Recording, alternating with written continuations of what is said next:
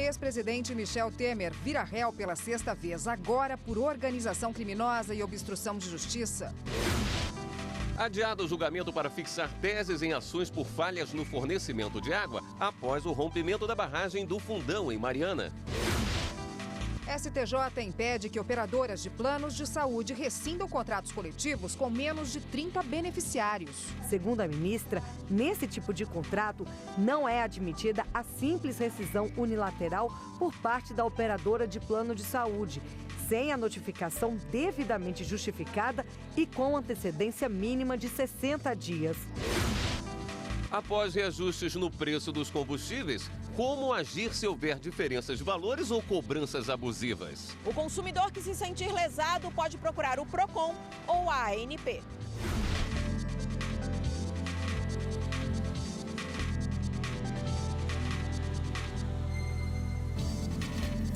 Olá, boa noite. Boa noite.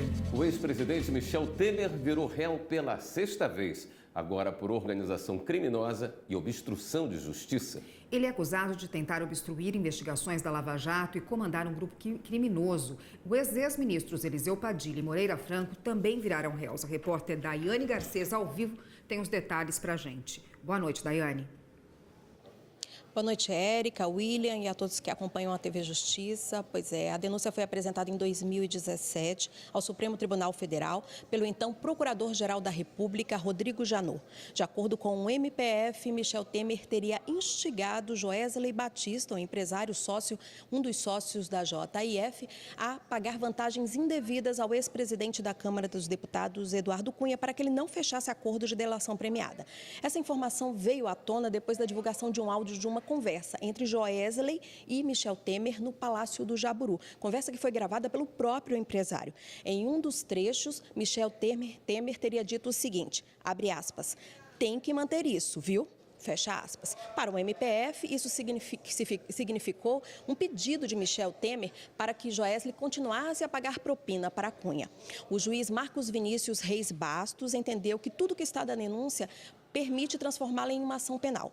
Ele determinou que Michel Temer, Eliseu Padilha e Moreira Franco apresentem defesa em 10 dias. Érica, William.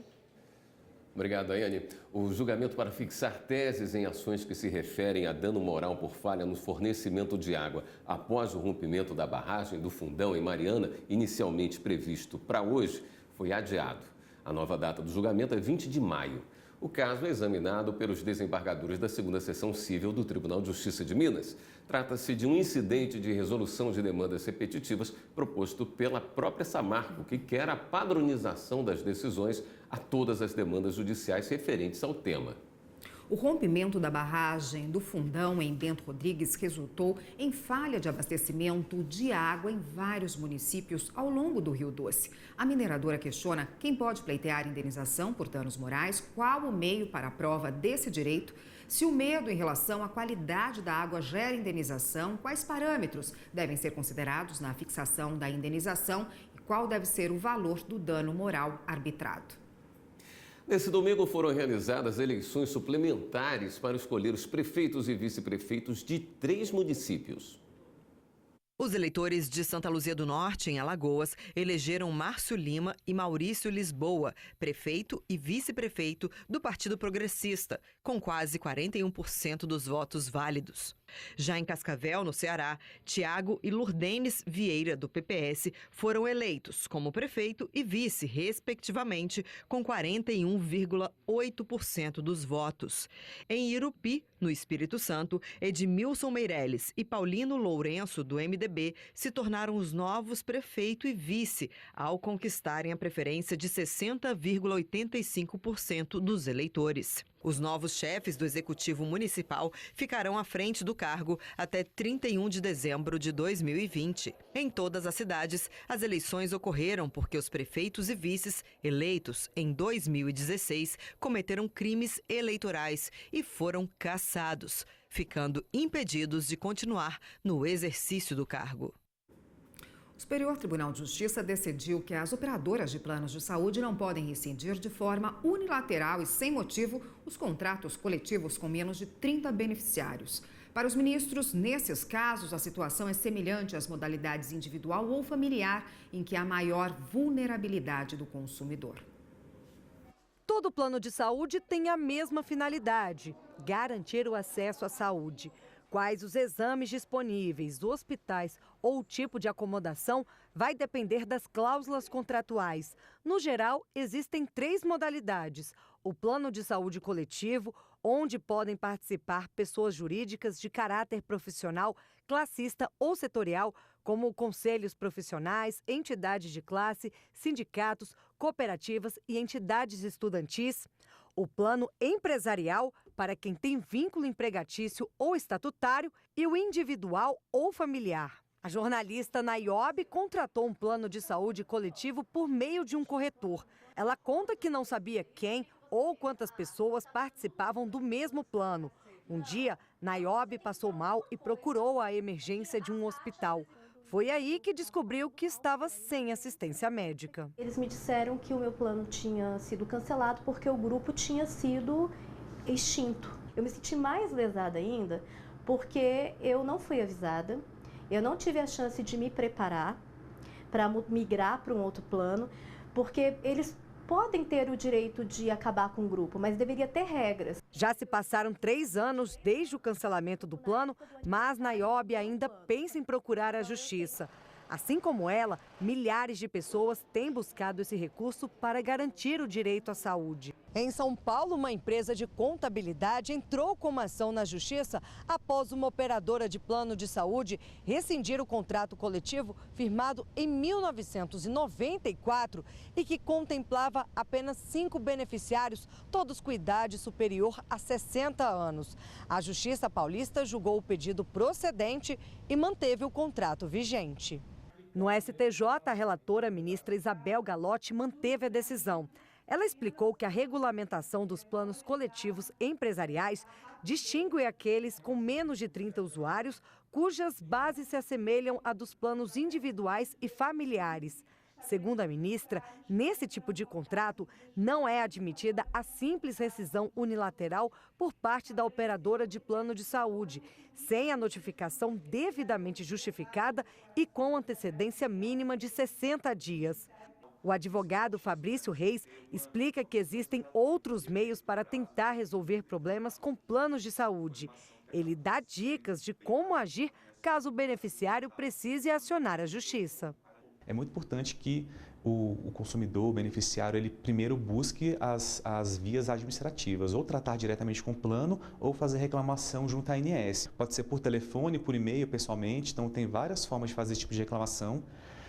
E o importante também, quando estiver entrando em contato tanto com o plano como com a ANS, por e-mail, por telefone, por via escrita de preferência, é bom sempre ir guardando todos esses tipos de documentos, principalmente os protocolos de ligação, também ter os e-mails. Se tiver negativa de algum tratamento, pedir por escrito, porque o beneficiário, o consumidor, já vai se preparando para uma eventual judicialização.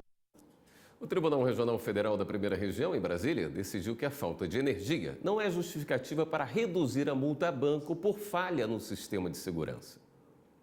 Por lei, as instituições financeiras são obrigadas a apresentar um plano de segurança aprovado pela Polícia Federal. O documento deve descrever todos os elementos do sistema de proteção, que abrangerá a área do estabelecimento. Segundo o chefe da Divisão de Processos Autorizativos de Segurança Privada da Polícia Federal, há 2 itens obrigatórios, que são a presença de vigilante e o alarme. A Polícia Federal faz uma fiscalização anual para verificar se o plano está sendo cumprido. Só no ano passado, 1.121 multas foram aplicadas em instituições financeiras em todo o país. 5 estabelecimentos acabaram interditados e 11 locais receberam advertências. De acordo com o delegado, a conhecida porta giratória não é item obrigatório no plano de segurança, mas quando a instituição inclui no documento, deve estar em pleno funcionamento. Atualmente, as ocorrências que a gente verifica com maior frequência é a falha de algum elemento de segurança, como, por exemplo, a ausência de um vigilante, ou quando deveria ter 2 ou 3. As penalidades elas vão de advertência até a interdição do estabelecimento. Tem também multa de 10 a 20 mil reais aproximadamente. E uma dessas penalidades foi aplicada ao Banco do Brasil. A polícia autuou no grau máximo a instituição por ineficácia do sistema de segurança. Em uma das agências em Macapá, não foi constatada qualquer resposta ao acionamento do sistema de alarme. O banco recorreu à justiça para tentar anular o auto de infração.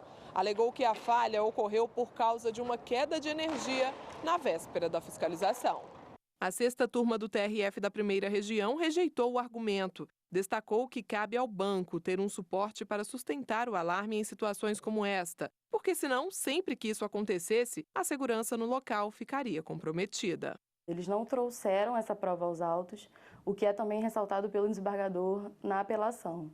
E, além disso, uma instituição financeira do porte de um banco, ela tem recurso suficiente para ter um gerador ou para ter outros mecanismos que sejam suficientes para operar o sistema de segurança do banco, ainda que haja uma queda de luz, que ocorre eventualmente.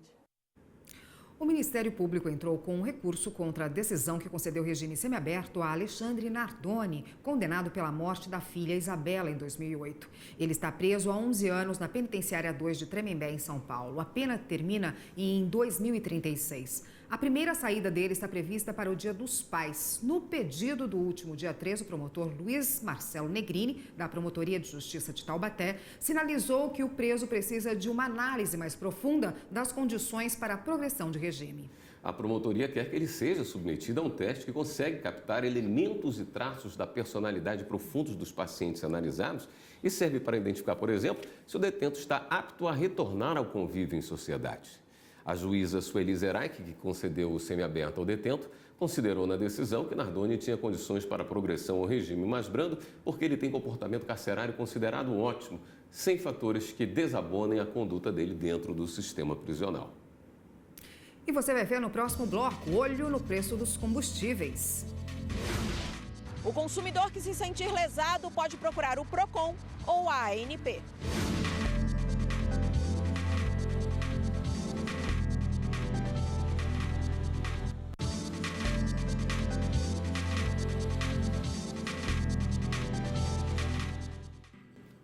Um assunto que mexe com o bolso de muita gente, abastecer o veículo.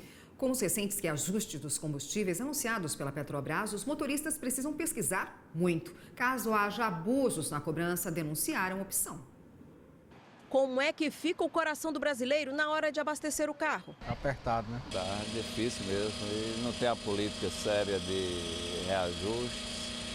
E, como sempre, quem sofre é o consumidor. No último mês, houve 3 aumentos. O mais recente foi na semana passada, quando o preço subiu em média 3,5% nas refinarias. São vários os fatores que levam o valor do produto a aumentar e reduzir. Entre eles, a cotação do dólar e o mercado internacional de petróleo. Tem consumidor que considera esses aumentos um abuso. A gente pensa que eles faz o que quiser com os preços. Bota lá em cima e não está nem para o consumidor. Uma hora está baixo, outra hora está alto. Desproporcional às vezes. Esta advogada explica que quando a diferença for muito gritante entre um posto e outro, é hora de ficar de olho. Bem como a prática do cartel, quando as empresas de um mesmo setor entram em acordo, inclusive quanto ao preço praticado para controlar o mercado. O consumidor tem que verificar. Normalmente os postos eles colocam uma política de preço muito semelhante. Se ele verificar que num posto está destoando muito do valor, às vezes R$1 ou R$2, ele já vai verificar uma prática abusiva. Porque o que acontece hoje? O Código de Defesa do Consumidor diz que o preço não poderá ser tão discrepante no mesmo produto sem uma justa causa. Caso o consumidor suspeite de alguma prática irregular, ele pode fazer uma denúncia. Neste caso, há 2 caminhos. Ele pode procurar o PROCON ou a ANP, Agência Nacional do Petróleo. Os 2 estão aptos para apurar todas as informações prestadas pelo cidadão. Enquanto os preços não caem, o trabalhador sofre ao ver os números que aparecem nas bombas.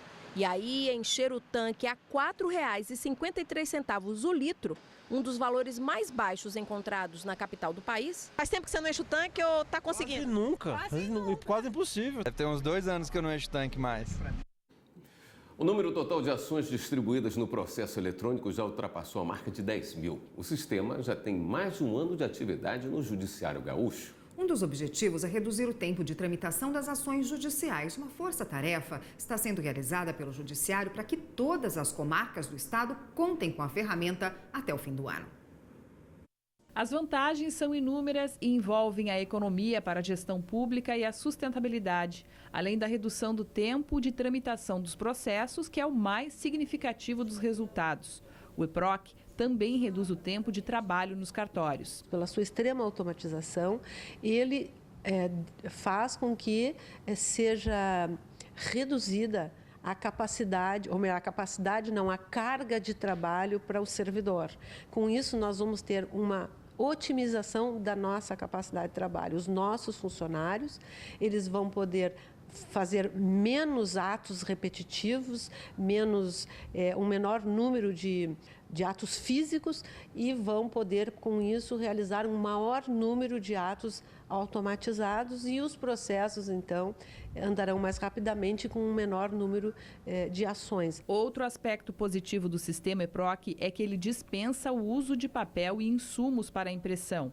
Sem papel, sobram espaços, uma otimização de 30%. O sistema cedido pelo Tribunal Federal da 4ª Região ao Tribunal de Justiça sem custo algum já está na 3ª geração e é acessível aos usuários, justamente por já ser conhecido. Ele é utilizado pelo TRF4.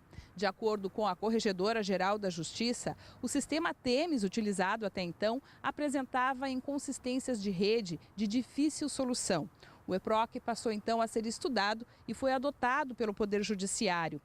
Até agora, 18 comarcas do estado já estão com o sistema implantado. O CIV é o maior contingente de processos, sob o ponto de vista quantitativo e de grande repercussão econômica na sociedade. E por isso o processo foi iniciado, esse processo de aprimoramento do EPROC para ele atender às nossas necessidades peculiares da Justiça Estadual, né? Ele foi então iniciado pelos processos cíveis, aí incluindo as áreas de família e civil propriamente dito. Este ano, todo o litoral gaúcho recebeu a implantação. A região metropolitana de Porto Alegre está com a implantação em andamento, bem como o interior do estado. A programação pode ser acompanhada pelo site do EPROC. As áreas da infância e juventude, crime e fazenda pública, que têm suas peculiaridades, vão precisar de adequações do sistema. A programação para a implantação nessas matérias deverá ocorrer no próximo ano. E no próximo bloco, empresas com menos de 20 acionistas e patrimônio líquido de até 10 milhões de reais estão dispensadas de convocar a Assembleia de Acionistas. Onerava muito os empresários.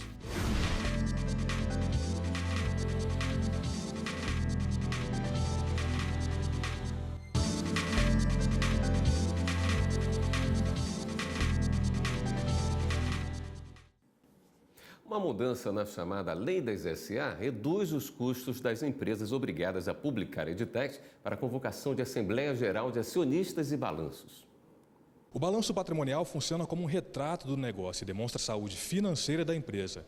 Deve detalhar de forma organizada quais são e quanto valem as contas do ativo, do passivo e do patrimônio líquido da companhia, ou seja, quais são as dívidas e quanto ela tem a receber no mercado. Este advogado aponta as vantagens para os empresários com a mudança na legislação. Com o aperfeiçoamento da lei das sociedades anônimas, as companhias fechadas com menos de 20 acionistas e patrimônio líquido de até 10 milhões de reais ficam dispensadas de publicar edital para convocar Assembleia de Acionistas e balanços. Onerava muito os empresários esse valor, porque por cada publicação ela deveria ser feita 3 vezes, no mínimo. Então, a cada balanço anual de contas deveria também ser publicado. Então, esse teor ele acabava onerando os empresários, até mesmo pela chamada ter no mínimo 3 vezes. Também não será mais necessária a publicação integral dos atos societários das empresas no Diário Oficial do Estado e em jornal de grande circulação. A partir de 2022, quando essas regras entram em vigor, as empresas vão passar a publicar os atos de forma resumida em órgão da imprensa de grande circulação na localidade da sede da companhia e de forma integral apenas no endereço eletrônico da internet. Nós temos um esforço muito grande de convencimento dos empresários, que às vezes têm um site muito bem estruturado, mas não publicam seus balanços. Eles têm receio de que a concorrência possa utilizar as informações em benefício próprio contra aquele empresário que publica. A importância das demonstrações contábeis é que você, usuário da informação, possa tomar decisão com uma base mais segura. Juazeiro, na Bahia, é um centro de produção agroindustrial. Com a geração de empregos, a Justiça do Trabalho está ainda mais presente na região. Veja na reportagem. Graças ao Rio São Francisco, a economia da região cresce a cada ano. Estamos no município baiano que mais tem gerado empregos formais pelo segundo ano consecutivo, de acordo com a pesquisa do CAGED do Ministério do Trabalho. Só no primeiro semestre deste ano, foram quase 2.500 trabalhadores contratados, a maior parte vinda da indústria da cana-de-açúcar. Essa é a cidade de Juazeiro. Com cerca de 230 mil habitantes, Juazeiro apresenta acelerado crescimento de produção agroindustrial. São 120 mil hectares irrigados, ocupados por pequenos, médios e grandes produtores. Em 2016, o Brasil produziu 43 milhões de toneladas de frutas. O Centro de Excelência em Fruticultura de Juazeiro disponibiliza formação profissional especializada e gratuita para os trabalhadores que já saem daqui empregados. É um curso que a gente considera um curso diferencial no Brasil, porque ele atende exatamente às demandas do setor. Os módulos eles foram estudados com os produtores de acordo com as demandas, então a pessoa já sai aqui com a mão de obra já pronta para trabalhar nas propriedades. Essa geração de emprego, essa economia pujante aqui da região faz com que a Justiça do Trabalho seja realmente essencial. Essa proximidade da Justiça do Trabalho numa cidade com tantos trabalhadores que vêm de fora também, facilita o acesso, facilita as próprias orientações, aquele direito do trabalho preventivo. Para aquele jurisdicionado que está ali, pode ser naquele momento, né, uma situação de vida dele, né?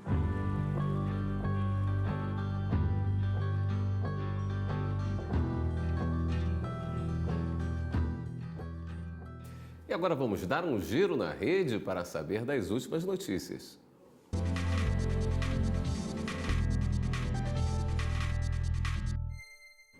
Vamos então à redação do Jornal da Justiça falar hoje com a repórter Michele Chapa, que tem as novidades para a gente. Boa noite, Michele. Boa noite, Érica. Boa noite, William.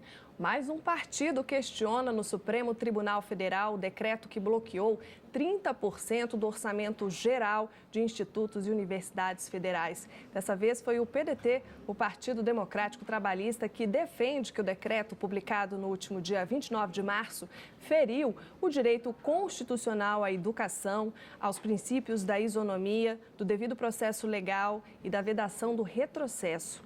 O ministro Celso de Mello é o relator. E o ministro Roberto Barroso, do STF, negou habeas corpus do ex-prefeito de Serrinha, em Pernambuco, Carlos Eurico Ferreira Cecílio.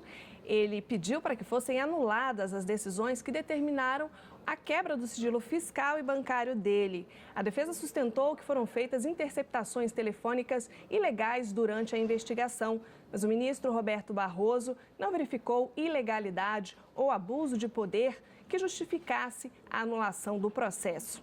O ex-prefeito foi denunciado pelo Ministério Público por desvio de verbas públicas, lavagem de dinheiro e associação criminosa. Outra informação é que a Justiça de São Paulo suspendeu o leilão de ativos da Avianca, que estava previsto para amanhã. A determinação é do desembargador Ricardo Negrão. Além do cancelamento do leilão, o magistrado barrou os efeitos da decisão que homologou o plano de recuperação judicial da companhia aérea. A empresa alega que o plano de recuperação judicial é baseado na transferência de slots, que são direitos de pouso e decolagem em determinados aeroportos do país, o que seria proibido por lei. E para encerrar o giro de notícias, o Ministério Público Federal propôs ao Ministério da Justiça que reveja a portaria que alterou as regras de tramitação de pedidos de cooperação jurídica internacional. Segundo o MPF, com a alteração da portaria, o órgão fica limitado em participar dos processos envolvendo a recuperação de ativos. E se você em casa quer rever uma de nossas notícias, não deixe de acessar o nosso canal no YouTube, TV Justiça Oficial. Érica, William. Obrigada, Michele. Esta edição do Jornal da Justiça fica por aqui. Boa noite. Continue com a programação da TV Justiça e a gente se vê amanhã. Até lá.